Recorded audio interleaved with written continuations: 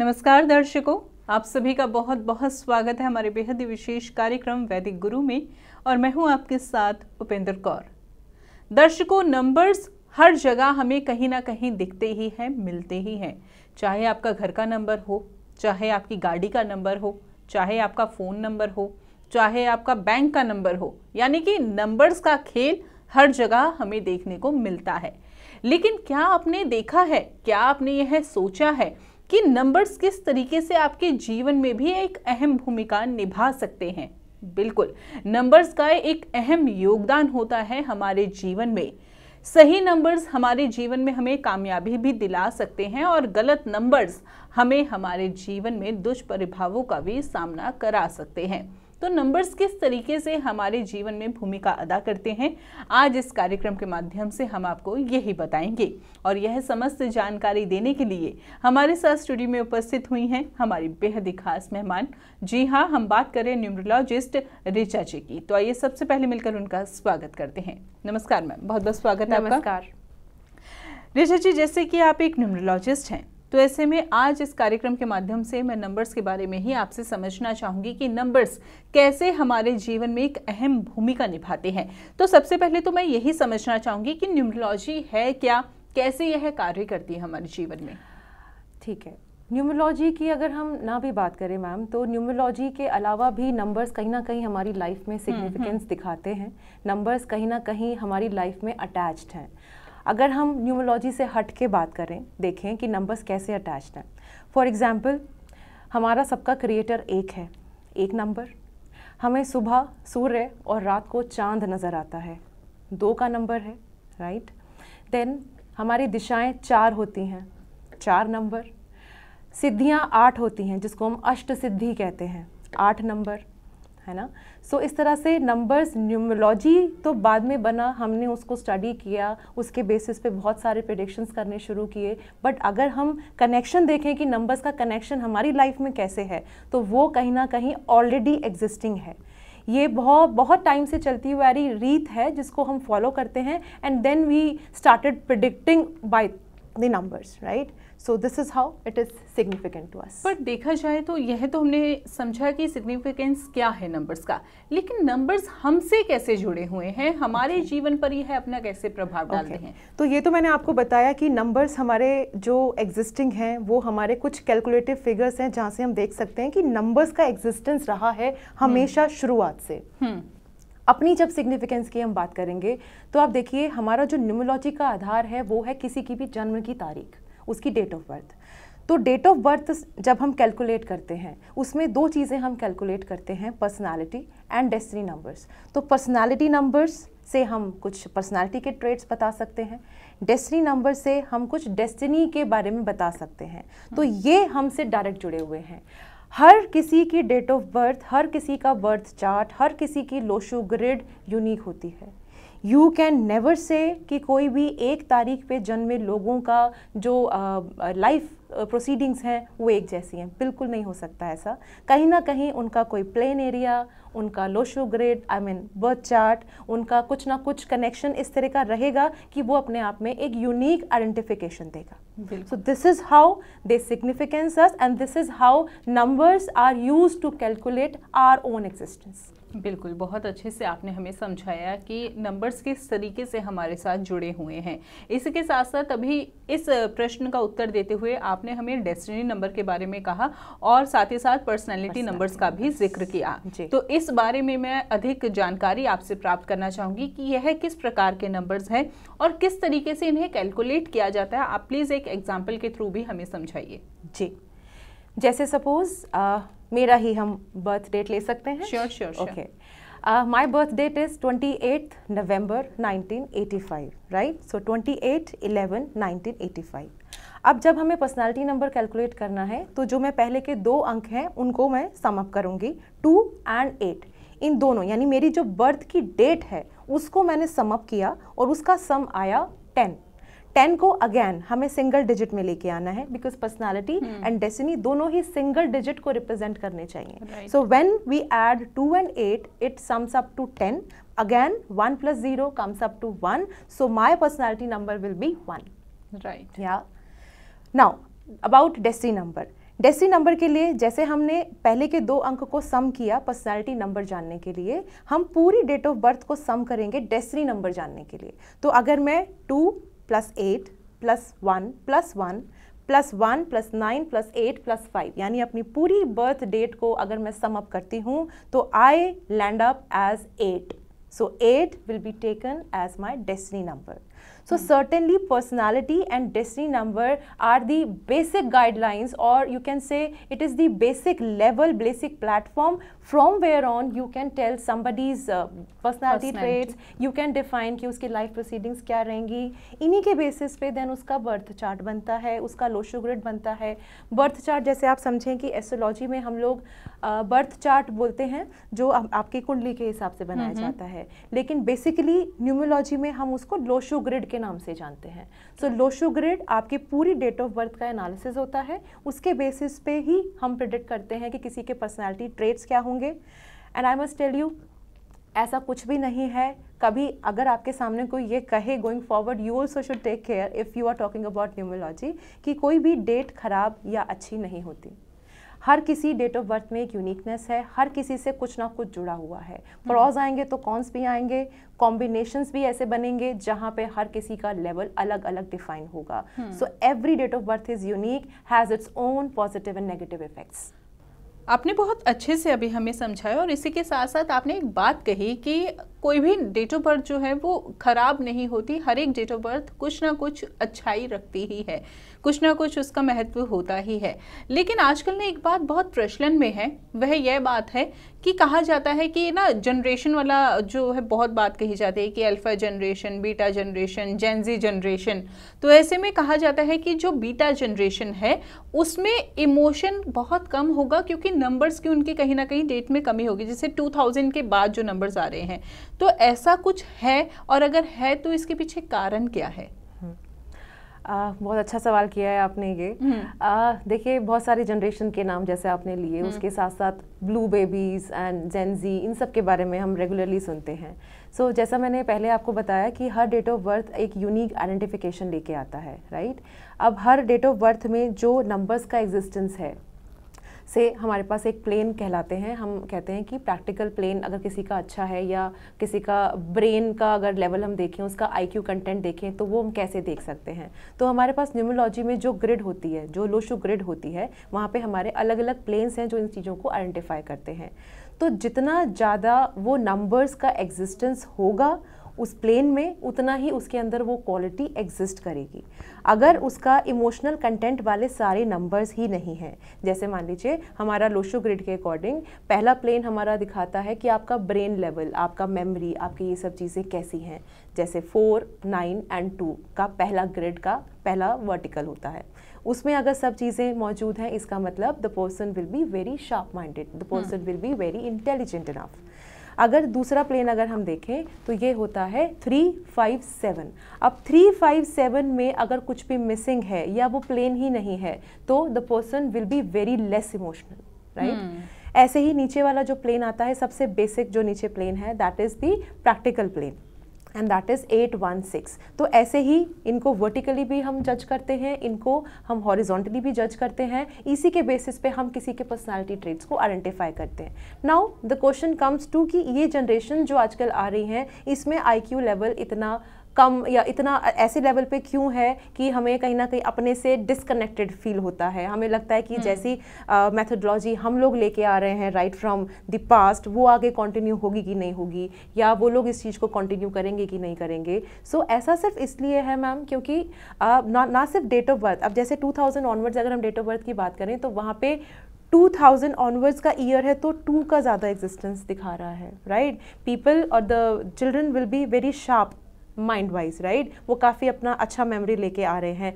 But कहीं ना कहीं अगर इन्फ्लुएंस हो रहे हैं तो आजकल के कल्चर से, आजकल के जो आसपास के उनकी चीज़ें चल रही हैं, या वो जिस माहौल से बिलोंग कर रहे हैं, अगर उनकी पास्ट प्रैक्टिसेस, यानी जो प्रैक्टिसेस हम अपने पास्ट से लेके आ रहे हैं, अपने पूर्वजों से लेके आ रहे हैं, अगर हम अपने घर में या अपने बच्चों के साथ वो मेंटेन नहीं कर रहे हैं, then it is a problem where the things get influenced.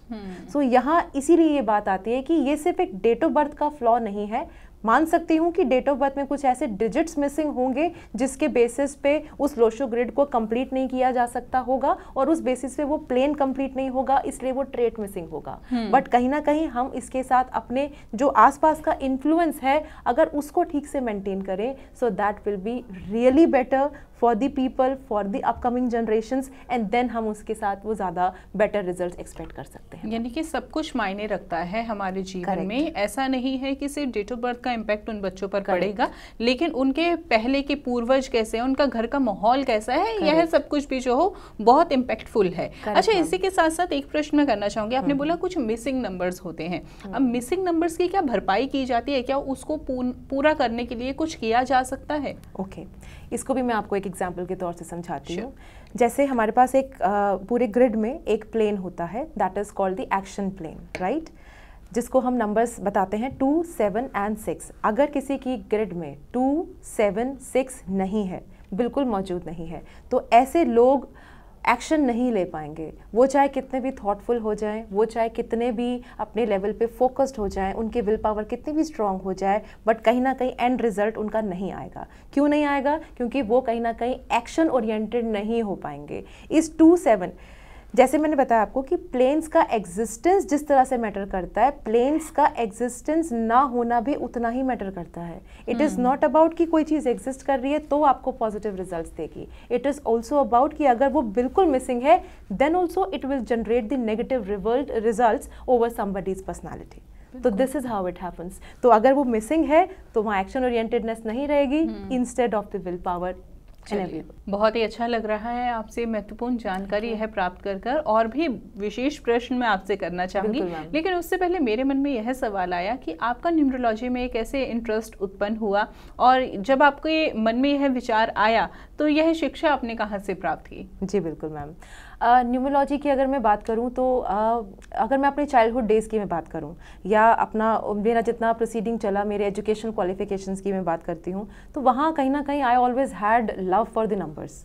I could spend the hours on calculating things, formulas, मुझे पता नहीं बहुत इंटरेस्ट आता था।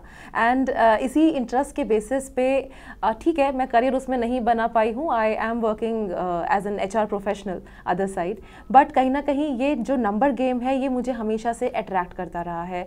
सीक्वेंस ऑफ नंबर्स क्यों होते हैं, कहीं ना कहीं कोइंसिडेंटली दिख रहे हैं या आपको कुछ प्लान्ड फॉर्म में आपने कुछ चीज़ों को जज किया है, सो कहीं ना कहीं वो नंबर गेम हमारा चलता रहा। तो नंबर गेम की वजह से I got attracted towards them कि कुछ तो किया जा सकता है शायद नंबर्स के बारे में। नंबर सिर्फ फॉर्मूलाज या मैथ्स के कैलकुलेशंस के लिए नहीं बने हैं, उससे ज़्यादा भी हम इसका कुछ कर सकते हैं।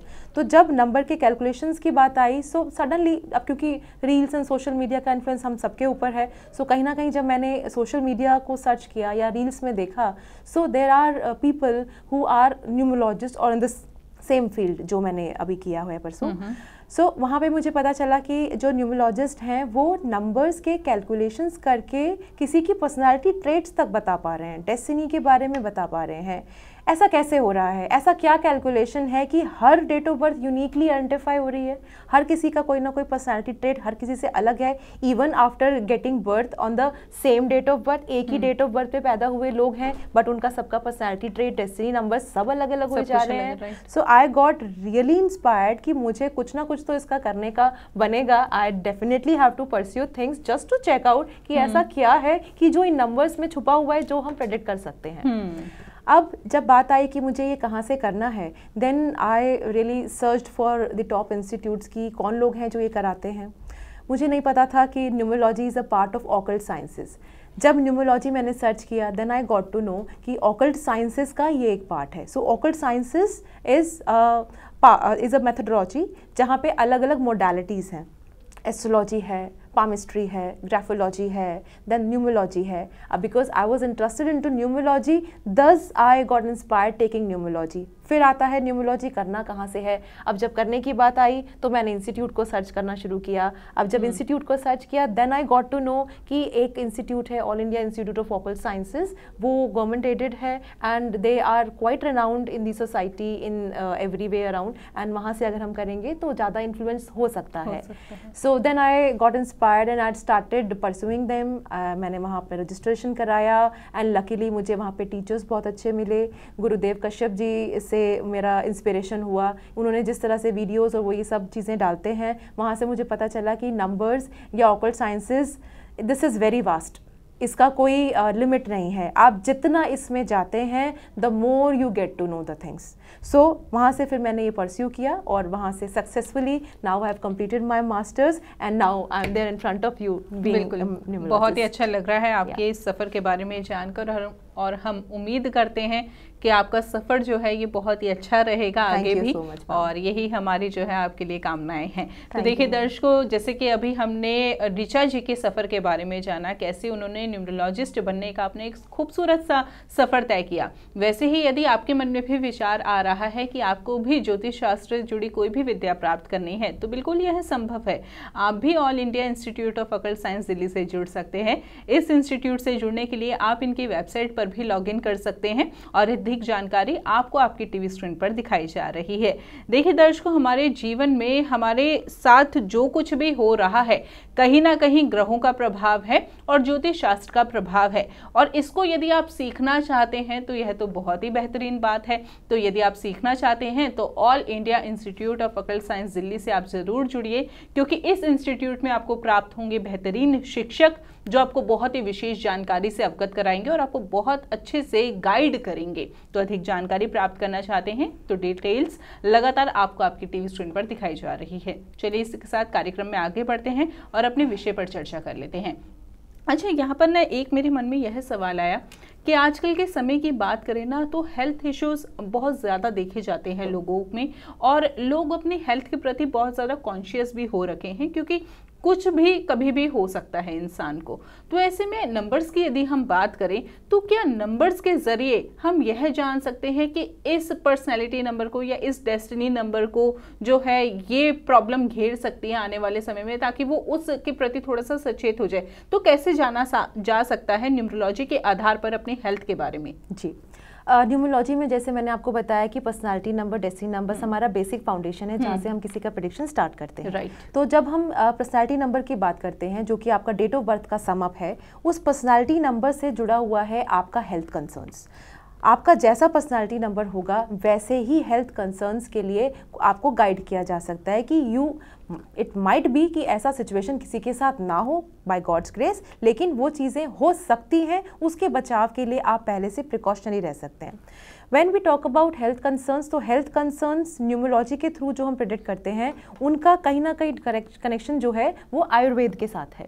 सो आयुर्वेद का एग्जिस्टेंस आ जाता है when we relate personality numbers and their characteristics towards the health concerns. इस बारे में थोड़ा सा और गहराई में समझना चाहेंगे। जैसे आयुर्वेद में अगर आप जाने, आप आयुर्वेद में 3 चीज़ें होती हैं जिसमें वात, पित्त एंड कफ आप जानते हैं, प्रकृति। ठीक है, तो ये जो प्रकृति के रूप है, ये प्रकृति हर इंसान में एग्जिस्ट करती है, और ये तीनों ही हर इंसान में एग्जिस्ट करती है।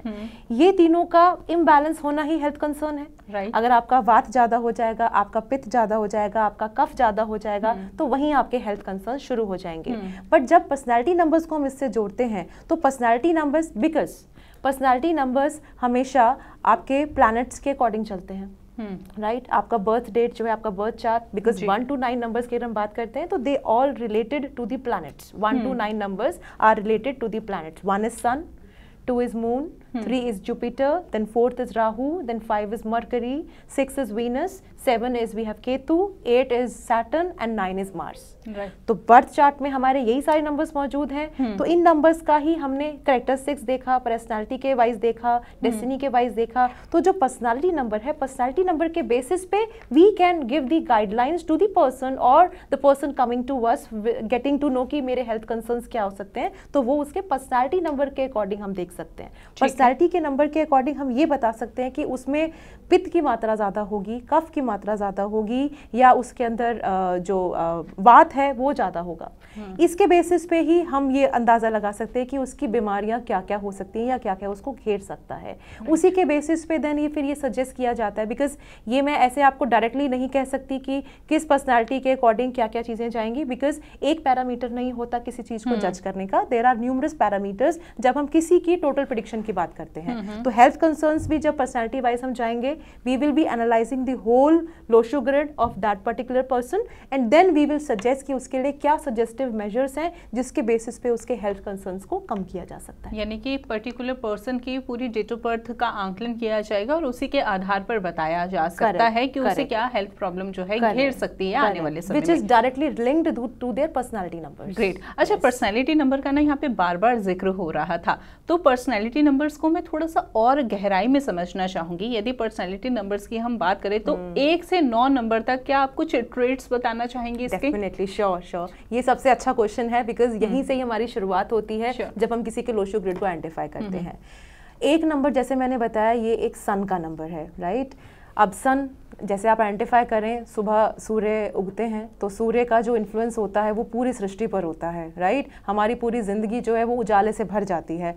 सो 1 number represents the leadership, 1 number represents the authority, 1 number has a little ego also, but कहीं ना कहीं वो एक अथॉरिटेटिव फॉर्म में हमारे सामने आता है। तो जो लोग पर्सनालिटी 1 को बियर करते हैं वो लोग का पर्सनालिटी कुछ इस तरह का होता है कि वो थोड़ा सा अथॉरिटेटिव होते हैं, उनके अंदर लीडरशिप स्किल्स अच्छी होती हैं, उनके लिए किसी को भी इन्फ्लुएंस करना थोड़ा आसान हो जाता है, राइट।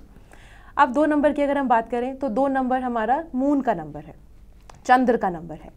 सो चंद्र के नंबर की जब हम बात करते हैं तो जैसे सन एक किंग की तरह काम करता है, 2 नंबर मून यानी क्वीन की तरह काम करता है। So this is referred as a support system, right, to the numbers और द अदर नंबर्स। तो 2 number is always a support system. Emotional content इनमें ज़्यादा देखा जाता है, ये थोड़े से इंट्यूटिव ज़्यादा होते हैं एंड अपनी बातों को थोड़ा छुपाते हैं, थोड़ा एक्सप्रेस करते हैं। सो ऑन द होल ये थोड़े सटल लेवल पे होते हैं, बहुत एग्रेसिव नहीं होते, but when anger comes to them तो थोड़ा सा एग्रेशन इनके ऊपर देखा जा सकता है। 3 नंबर जुपिटर का नंबर है।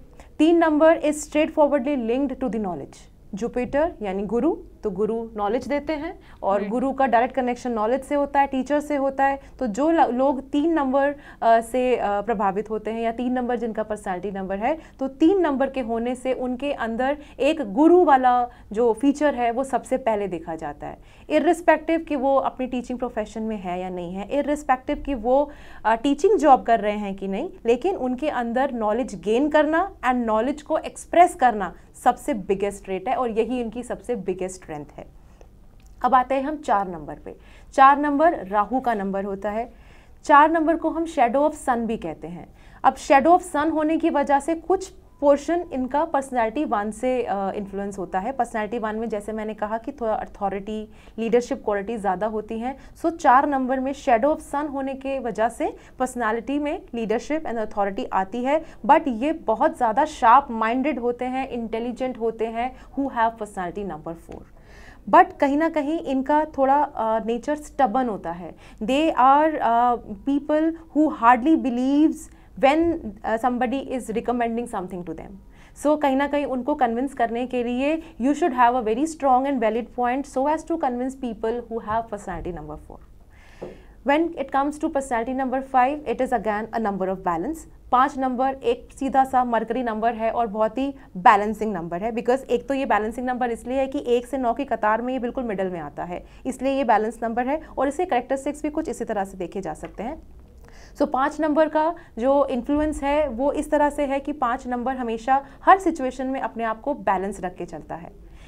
कभी भी किसी नेगेटिव या पॉजिटिव लेवल पे इन्फ्लुएंस कम होता है, डाइवर्सिफाई नहीं होता, बट हाँ ये मल्टीटास्कर्स होते हैं, ये एक टास्क के साथ साथ और बहुत सारे काम एक साथ कर सकते हैं। So this is the influence of being a personality number as 5। Personality number 6 की बात करते हैं नेक्स्ट, तो वो है वीनस का नंबर। Venus means luxury, Venus is directly linked to luxury. So Venus की जब हम बात करते हैं, अगर आप देखें मोस्टली अगर आपने कभी ऑब्जर्व किया हो अपने सराउंडिंग्स में, तो जो लोग 6 नंबर की पर्सनैलिटी से इन्फ्लुएंस्ड होते हैं वो सारे लोग जो हैं लग्जरी की टूवर्ड्स अट्रैक्टेड होते हैं and they are very possessive, might be extra possessive towards their family and the other relatives and all people around. And when it comes to the luxury part, so आप देखें जो film industry है या जो actors हैं या जो ऐसे लोग हैं जो इस इंडस्ट्री से संबंधित हैं, मोस्टली आर्टिस्ट, डांसर्स, सिंगर्स, ये लोग 6 नंबर से प्रभावित होते हैं। बात करते हैं 7 नंबर की। 7 नंबर हमारा केतु का नंबर है। 7 नंबर इज़ द नंबर जो थोड़े सिक्रेटिव होते हैं, but they do great in occult sciences. अगर मैं पर्टिकुलरली ऑकल्ट साइंसेस की बात करूं, they are the great achievers. इनके लिए शायद ऐसा कहा जाता है कि शायद ऑकल्ट साइंसेस बनी ही इन लोगों के लिए है। People with personality number 7, they are literally attracted towards occult sciences and other spiritual healing sciences. When it comes to number 8, number 8 एक सैटर्न का नंबर है। Saturn means Shanidev ji. तो शनिदेव, जैसे आप जानते हैं कि शनिदेव तो हमारे न्यायप्रिय हैं, वो जज करते हैं, हर किसी को उनके कर्मों के हिसाब से जज करते हैं। तो जैसा आप करेंगे वो वैसा ही आपको फल देंगे। तो जो लोग इस नंबर से जुड़े हुए हैं, पर्सनैलिटी नंबर 8 से जुड़े हुए हैं, they are extremely hard working people. They do not have any flaw when it comes to their work approach. उनका वर्क अप्रोच बिल्कुल पॉजिटिव एंड स्ट्रेट फॉरवर्ड होता है और कहीं भी वो किसी बैड इन्फ्लुएंस में नहीं आते जल्दी से, और हमेशा अपने हार्डवर्क को ज़्यादा बिलीव करते हैं। सो हार्डवर्क के बेसिस पे ही certainly these people achieve heights in their life. Now the last number we have is number 9. Number 9 is Mars number. Mars number की बात करें तो मार्स आप जानते हैं मंगल ग्रह बहुत ही एग्रेसिव माने जाते हैं ग्रहों में सबसे एक। सो एग्रेशन की वजह से जो लोग इस पर्सनालिटी नंबर को बियर करते हैं, those people are full of fire, they are full of energy, they are full of you can say expressing things. उनके थॉट्स बहुत एग्रेसिव होंगे, ऑल्दो पॉजिटिव होंगे, नेगेटिव नहीं होंगे एट टाइम्स, बट कहीं ना कहीं वो अपना फायर दिखा जाएंगे।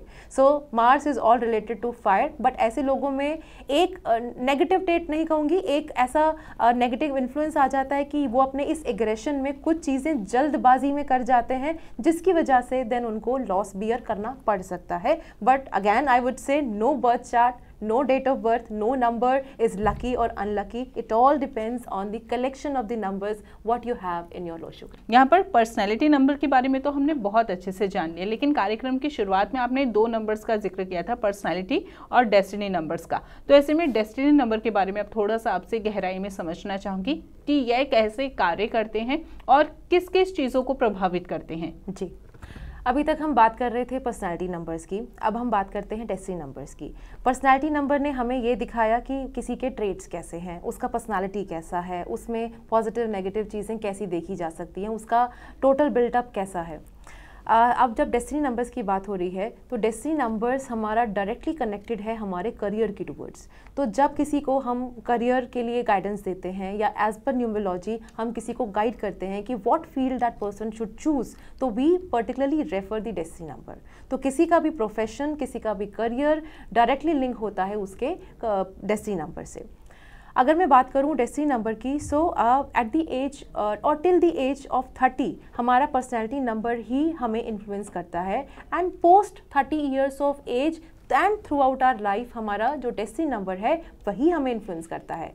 ऐसा नहीं कहूँगी कि पर्सनैलिटी नंबर यहाँ से वैनिश हो जाता है, ये जाता कहीं नहीं है, पर्सनैलिटी हमारी वहीं की वहीं है। बट क्योंकि एक बार हमारा, आप खुद भी सोचिए, this is very common thing to understand कि कहीं अगर हमारा पर्सनैलिटी नंबर 30 तक लेके गया तो कहीं ना कहीं 30 तक हम अपने प्रोफेशन में सेटल डाउन हो जाते हैं, हमारा करियर हम इनिशिएट कर चुके होते हैं, तो उसके आगे जो भी हमारा प्रोफेशन चलता है वो हमारे डेस्टिनी नंबर से ही जुड़ा हुआ है, तो उसी के अकॉर्डिंग ही इन्फ्लुएंस होगा। तो डेस्टिनी नंबर ही देन रीडिफाइन करता है या उसी के बेसिस पे हम आगे उस चीज को बेटर प्रॉस्पेक्ट्स की तरफ लेके जा सकते हैं। बिल्कुल, यानी कि न्यूमरोलॉजी सिर्फ और सिर्फ आपका भविष्य नहीं बताता। न्यूमरोलॉजी यदि आप सीखेंगे या उससे जुड़ेंगे तो ऐसे में आप अपने रोजमर्रा के जो कार्य है ना उसमें भी गाइडलाइंस अपने लिए प्राप्त कर सकते हैं कि क्या आपको करना चाहिए, क्या आपको नहीं करना चाहिए, यानी कि आपको प्रॉपरली गाइड करती है न्यूमरोलॉजी। और ऐसे में आज इस कार्यक्रम के माध्यम से तभी हमने आपको न्यूमरोलॉजी के बारे में बहुत सारी जानकारी प्रदान की है, तो बातों का जरूर आप ध्यान रखिएगा। और इसी के साथ साथ कार्यक्रम के अंत में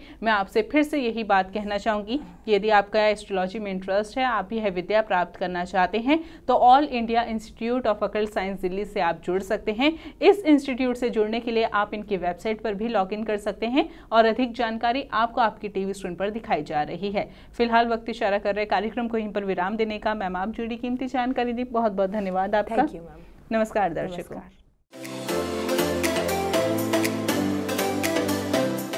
आप हमारे संतवाणी चैनल को सब्सक्राइब करें, वीडियो को लाइक करें, शेयर करें और हाँ, बेल आइकन पर क्लिक करना बिल्कुल ना भूलें ताकि हमारी किसी भी वीडियो की सूचना सबसे पहले आपको मिले।